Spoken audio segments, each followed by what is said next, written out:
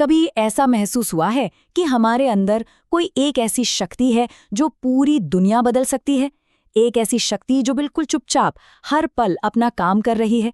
आज हम उसी छुपे हुए खजाने, उसी भीतरी जादूगर के रहस्य से पर्दा उठाने वाले हैं। जी हाँ, हम बात कर रहे हैं अवचेतन मन की शक्ति। तो चलिए इस कमाल के सफर पर निकलते हैं, जहां हम अपने अंदर के जादूगर को खोजेंगे। हम समझेंगे कि भाई ये अदृश्य शक्ति आखिर है क्या, ये जादूगर काम कैसे करता है, वो कौन सा नियम है जिससे हमारे विचार हकीकत बन जाते हैं, हम इससे बात कैसे कर सकते हैं, और हाँ, सबसे जरूरी, इस सोए हुए जादूगर को जगाया कैसे जाए।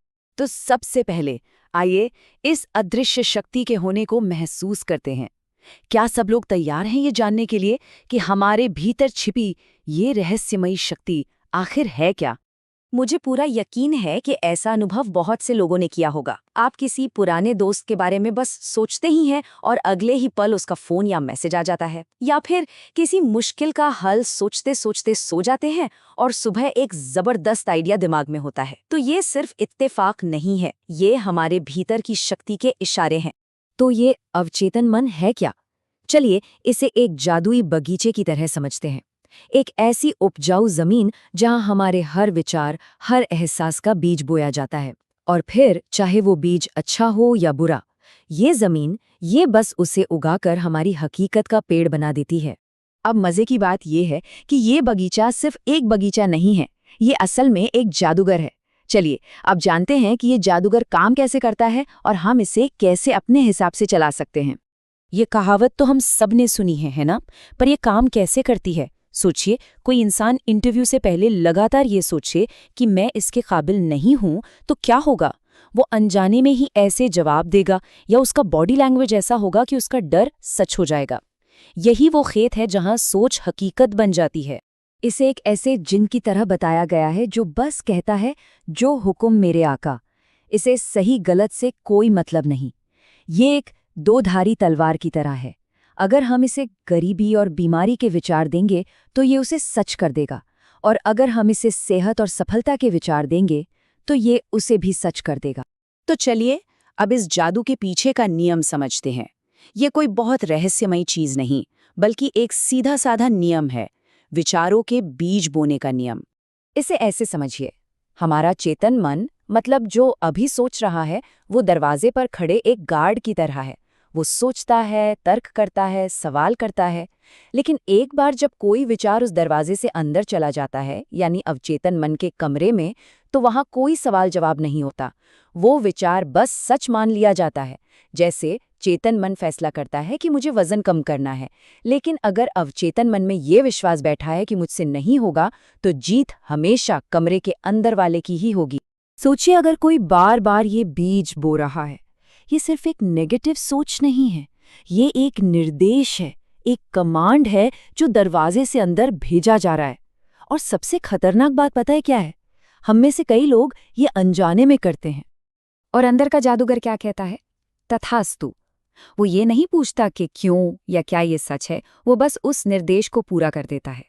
लेकिन अच्छी खबर यह है कि अगर हम इनपुट बदल दें, जैसे मेरी जिंदगी में कमाल की चीजें हो रही हैं, तो भी जवाब वही होगा, तथास्तु। तो ये सबसे जरूरी बात है, हमारा अवचेतन मन शब्दों से ज्यादा हमारी भावनाओं को समझता है। हम दिन भर कह सकते हैं मैं अमीर हूं, लेकिन अगर अंदर से कमी और गरीबी महसूस हो रही है, तो जादूगर हमारी भावना को ही सच करेगा। मतलब अपनी भावनाओं के बारे में पता होना ही उन्हें कंट्रोल करने का पहला कदम है। अब हम इस बातचीत के सबसे जरूरी हिस्से में आ गए हैं। थ्योरी जानना एक बात है, पर उसे इस्तेमाल में लाना ही तो असली जादू है। तो सवाल ये है कि हम इस शक्तिशाली जादूगर से बात कैसे करें? हमारा भीतरी जादूगर हमसे लगातार बात कर रहा है। मान लीजिए कोई अपने करियर को लेकर कंफ्यूज्ड है।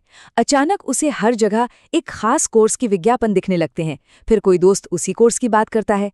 ये संयोग नहीं है, ये अवचेतन का रास्ता दिखाने का तरीका है।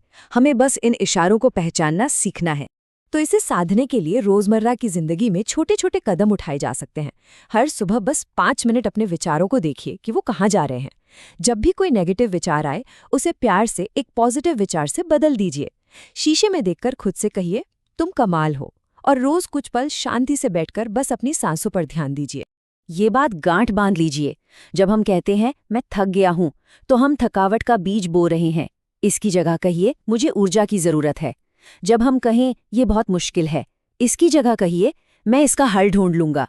मैं शांत हूं, मैं सुरक्षित हूं, मैं प्रेम के लायक हूं। ये शब्द बहुत शक्तिशाली बीज है। और अब हम अपनी इस यात्रा के उस पड़ाव पर हैं जहां सारा कंट्रोल हमारे हाथों में है। ये समझना कि इस जादूगर को जगाना या सुलाए रखना, ये सिर्फ और सिर्फ हमारा चुनाव है। यही सबसे बड़ी शक्ति है। सोचिए, दो लोगों की नौकरी चली जाती है।